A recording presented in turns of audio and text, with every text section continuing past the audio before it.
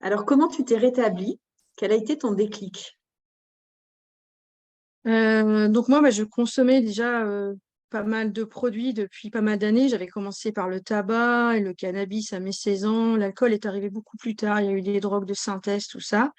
Et arrivé à mes 42 ans, parce que j'ai commencé vraiment les consommations vers mes 16 ans, et arrivé à mes 42 ans, je commençais à avoir des problèmes quand même de santé. Jusque-là, j'en avais marre, je m'isolais autour de mes consommations, j'en avais juste marre d'en avoir marre, mais j'avais pas entamé d'action. Et c'est d'avoir des problèmes de santé, de vomir tous les matins depuis plusieurs mois, d'avoir des examens avec un gastro-entérologue. Dans le dernier examen qu'il m'a fait, il m'a dit que j'avais des lésions irréversibles au niveau de l'estomac et de l'œsophage.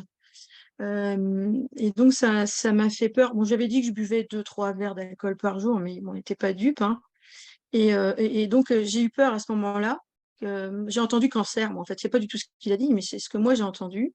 Et j'ai entendu, ben, mon père est mort à 47 ans, beaucoup trop jeune. J'ai 42 ans. C'est vivre ou mourir. Ça a été ça. Et c'est là où a commencé mon parcours de rétablissement avec l'arrêt de l'alcool, aller dans un centre de soins d'addictologie, dans un groupe d'entraide, et tout ça a favorisé d'autres déclics après pour arrêter les autres produits. Ça a commencé comme ça.